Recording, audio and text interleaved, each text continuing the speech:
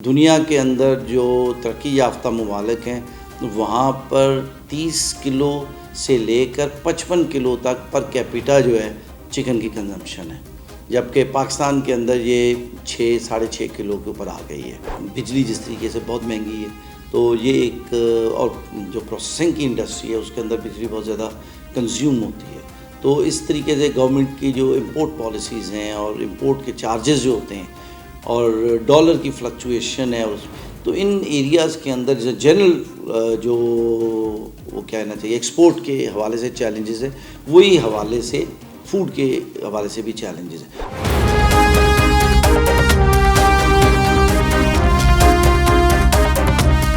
السلام علیکم ناظرین، میں ہوں نظر حسین محبوب اور آپ دیکھ رہے ہیں چیلنج ٹائم ٹی وی۔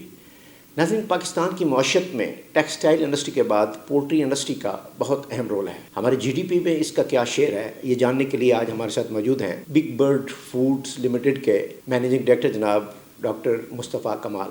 آئیے آپ سے ملاتے ہیں اور جانتے ہیں کہ اس انڈسٹری میں کتنا سارا پوٹینشیل ہے اور اس کی ہماری روزمرہ زندگی میں کتنی ساری پارٹیسپیشن ہے۔ السلام علیکم جناب ڈاکٹر مصطفیٰ کمال صاحب۔ جی وعلیکم السلام۔ پولٹری کی صنعت ٹیکسٹائل انڈسٹری کے بعد دوسری بڑی صنعت بن کر ابھری ہے۔ پاکستان کے جی ڈی پی میں اس کا کیا شیئر ہے اور اس کی ہماری روزمرہ زندگی میں کیا اہمیت ہے، اس سلسلے میں ہمارے ناظرین کو کچھ آگاہ فرمائیں۔ دیکھیں جی، پاکستان کے اندر اوور آل ایگریکلچر کا جو سیکٹر ہے وہ 22 سے 23% جو ہے وہ کنٹریبیوٹ کر رہا ہے، اور اس کا 10% جو ہے وہ کنٹریبیوٹ کرتا ہے پولٹری کا سیکٹر، لائف سٹاک کا سیکٹر۔ تو اس کے اندر بہت امپورٹنٹ ایک جگہ ہے پاکستان کے اندر فوڈ انڈسٹری کے اندر اور جی ڈی پی کے اندر کنٹریبیوشن کے لحاظ سے۔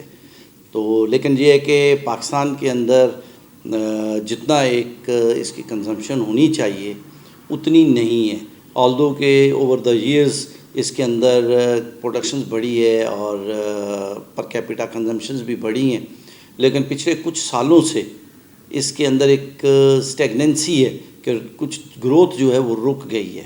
ایسے ہے کہ بلکہ تھوڑا سا میں کہوں کہ نیچے کی طرف آئی ہے کہ یہ کچھ 7 سے 8 کلو پر کیپیٹا کے اوپر تھی، ابھی یہ دوبارہ 6-6.5 کلو کے اوپر آ گئی ہے۔ تو اس لیے گورنمنٹ کو اس کو فوکس کرنے کی ضرورت ہے کہ ایک طرف تو یہ ایک انڈسٹری ہے، لوگوں کو امپلائمنٹ دیتی ہے، دوسری طرف لوگوں کو ایک خوراک کا بہت اہم ذریعہ ہے۔ پاکستان ایک ایسا ملک ہے جہاں پر نیوٹریشنل ڈیفیشنسیز جو ہیں وہ بہت زیادہ ہیں، تو وہاں پر it is all the more important. دنیا کے اندر جو ترقی یافتہ ممالک ہیں وہاں پر 30 کلو سے لے کر 55 کلو تک پر کیپیٹا جو ہے چکن کی کنزمپشن ہے، جبکہ پاکستان کے اندر یہ 6-6.5 کلو کے اوپر آ گئی ہے۔ تو اس کے اندر بہت بڑا پوٹینشیل ہے جس کے اوپر اگر گورنمنٹ کام کرے تو نہ صرف یہ ہے کہ ہمارے ہاں لوگوں کی جو صحتوں کے مسائل ہیں ان کو حل کرنے میں مدد ملے گی، بلکہ بہت سی جاب کریشن بھی ہوں گی۔ اور دوسرا شاہ صاحب، آپ کا جو سوال تھا انڈسٹری میں، تو ایگریکلچر میں اس کی بڑی کنٹریبیوشن ہے کہ ایگریکلچر میں جیسے ہم مکئی ہے تو اس کا بہت بڑا کنزیومر جو ہے وہ پولٹری انڈسٹری ہے۔ تو اسی طریقے سے کچھ دوسری چیزیں ہیں جیسے سولنٹ پلانٹس ہیں، ان کے آئل نکالنے کے بعد جو کیکس بن جاتے ہیں ان کا میل بنا کے وہ پولٹری انڈسٹری جو ہے وہ استعمال کرتی ہے۔ تو دوسری بہت ساری فلاور میلز ہیں، ان میں سے برین استعمال ہو جاتا ہے، آئل میلز ہیں ان میں سے میل استعمال ہو جاتا ہے، تو وہ ایک قسم کا دوسری انڈسٹری جو ان کو بھی سپورٹ کرتی ہے۔ اور ایگریکلچر کو تو خاص طور پر بہت زیادہ سپورٹ جو ہے وہ پولٹری سے ملتی ہے۔ تو جتنی پولٹری اسٹرانگ ہوگی اتنی ہی ایگریکلچر کے لیے سپورٹ جو ہے وہ بہتر ہوتی جائے گی۔ جی ڈاکٹر صاحب، پولٹری سے متعلقہ ویلیوڈ مصنوعات کا رجحان تیزی سے بڑھ رہا ہے، کیا یہ ایکسپورٹ کوالٹی کے ہیں؟ اگر ہیں تو آپ کن کن ممالک میں کر رہے ہیں؟ اگر نہیں کر رہے تو اس ضمن میں حکومت کو کیا اقدامات کرنے چاہیے تاکہ ایک زیر مبالغہ اس ضمن میں پاکستان میں لایا جا سکے؟ دیکھیں جی، جو ویلیو ایڈڈ پروڈکٹس ہیں لائک کباب ہیں، نگیٹس ہیں، کروکٹس ہیں، اس طرح کی جو چیزیں، پیٹیز ہیں، برگر پیٹیز ہیں، اس طرح کی چیزیں پاکستان میں بالکل انٹرنیشنل سٹینڈرڈز کی بن رہی ہیں، کیونکہ پاکستان کے اندر جو ایکوپمنٹ استعمال ہوتا ہے وہ وہی ایکوپمنٹ ہے جو دنیا میں استعمال ہوتا ہے، چاہے وہ مڈل ایسٹ ہوتا ہے، یو اے ای میں ہوتا ہے یا فار ایسٹ میں ہوتا ہے، جہاں پر یورپ میں وہی مشینیں جو ہیں وہ پاکستان میں آتی ہیں۔ تو وہی چکن ہے، وہی انگریڈینٹ ہیں اور وہی مشینیں ہیں، تو اس لیے اس کی کوالٹی بالکل میچ کرتی ہے انٹرنیشنل اسٹینڈرڈ کے مطابق. صرف جو پرابلم ہوتی ہے وہ یہ ہوتی ہے کہ آپ کی کاسٹنگ. تو کیونکہ ہمارے یہاں بجلی جس طریقے سے بہت مہنگی ہے تو یہ ایک، اور جو پروسیسنگ کی انڈسٹری ہے اس کے اندر بجلی بہت زیادہ کنزیوم ہوتی ہے. تو اس طریقے سے گورنمنٹ کی جو امپورٹ پالیسیز ہیں اور امپورٹ کے چارجز جو ہوتے ہیں اور ڈالر کی فلکچویشن ہے، تو ان ایریاز کے اندر جنرل جو وہ کہنا چاہیے ایکسپورٹ کے حوالے سے چیلنجز ہے، وہی حوالے سے فوڈ کے حوالے سے بھی چیلنجز ہیں. تو یہ بہت بڑی انڈسٹری ہے جس کے اندر دنیا جو ہے وہ کام کر رہی ہے، اور خاص طور پر پاکستان کے ارد گرد کے ممالک جو ہیں، مڈل ایسٹ ہے اور فار ایسٹ ہے، اور اسی طریقے سے گلف کا یہ ریجن ہے، تو وہاں پر بڑی ہیوج مارکیٹ ہے ان چیزوں کی، اور پاکستانی پروڈکٹس پسند کی جاتی ہیں. تو اس لیے اگر گورنمنٹ فوکس کرے کہ کس طریقے سے اس ایکسپورٹ کو وائیبل کرنا ہے، تو پھر مطلب ہے کہ یقیناً پاکستان سے ایک بڑی ابھی بھی ایکسپورٹ ہو رہی ہے پاکستان سے عمان میں، قطر میں، یو اے ای میں، سعودی عربیہ میں، فار ایسٹ میں، تائیوان میں، ہانگ کانگ میں اور کوریا میں. سو پروڈکٹس جو ہیں وہ جا رہی ہیں مختلف. جی ہماری بھی جا رہی ہیں، دوسری کمپنیز کی بھی جا رہی ہیں، لیکن یہ ہے کہ جتنا ایک اس کے اندر پوٹینشیل ہے اس حساب سے بہت کم جا رہی ہے. جی ڈاکٹر صاحب، دوسرے ممالک میں ایکسپورٹ پروموشن کے لیے کمرشل اتاشی تعینات کیے جاتے ہیں. کیا ہماری ایکسپورٹ کو بڑھانے کے لیے ان کا کردار قابل تحسین ہے، اور آپ ان کی کارکردگی کو کس طرح دیکھتے ہیں؟ دیکھیں جی، ان کا ڈیفینیٹلی اس سے بھی زیادہ بہتر کردار ہو سکتا ہے کہ وہ جو مختلف ممالک ہیں، ہر ملک ہر چیز نہیں منگاتا، لیکن یہ ہے کہ جو کمرشل اٹاشی ہیں وہ آئیڈینٹیفائی کر سکتے ہیں کہ اس ملک کے اندر یہ چیز شارٹیج میں ہے، یہ لوگ امپورٹ کر رہے ہیں، اور پھر ان کی اویئرنیس ہونی چاہیے کہ یہ پروڈکٹ جو ہے پاکستان میں پروڈیوس ہو رہی ہے. اگر وہ پاکستان میں پروڈیوس ہو رہی ہے یا ہو سکتی ہے اور وہاں پر اس کا پوٹینشیل ہے، تو وہ ان کا کام یہ ہے کہ وہ ان کو آئیڈینٹیفائی کریں، اور اس کے بعد پاکستان کے جو پروڈیوسر ہیں ان کے ساتھ ایک انٹریکشن کا سسٹم ہونا چاہیے کہ وہاں سے ڈائریکٹ جو ہے وہ پروڈیوسر کے پاس وہ انفارمیشن آئے کہ فار ایگزامپل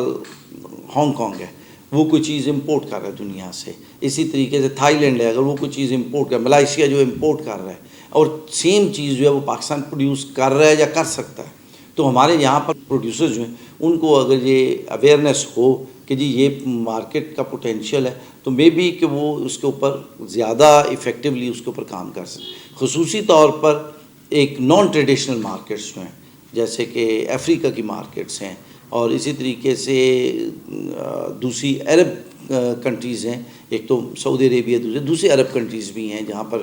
بہت سارے پوٹینشیل ہے چیزوں کا، تو ان کو آئیڈینٹیفائی کرنا چاہیے. اور اس کو اگر آئیڈینٹیفائی کر لیتے ہیں آپ، تو پھر ہمارے پروڈیوسر کا کام ہے کہ اس کس طریقے سے اس کو میچ کرتے ہیں، اس کی کوالٹی کو، امپورٹ کو، اور اس کو انٹرنیشنل کوالٹی کے اوپر پروڈیوس کر کے اس میں اپنا حصہ ڈال سکتے ہیں. یہ بتائیے گا کہ جو بگ برڈ فوڈز کی مصنوعات تیار ہوتی ہیں، ان کو تیاری کے بعد ان کے معیار کو پرکھنے کے لیے کن پروسیس سے گزرنا پڑتا ہے، اور کون کون سے سرکاری ادارے اس کو باقاعدہ چیک کرتے ہیں، اور اس ضمن میں کیا آپ کے پاس کوئی لیبارٹری ہے جس سے باقاعدہ آپ حفظان صحت کے اصولوں کے اور اس کے پیرامیٹرز کے مطابق جو ہے اس کو ویریفائی کر کے آگے فوڈ ڈلیور کرتے ہوں؟ جی مطلب ہے کہ جیسے ہمارا پروسیسنگ پلانٹ ہے، تو اس کے اندر پہلی چیز ہوتی ہے، آپ جب پلانٹ بناتے ہیں تو اس کی ڈیزائننگ، اس کی کنسٹرکشن انٹرنیشنل اسٹینڈرڈ کے مطابق ہونی چاہیے، جو کہ ہے.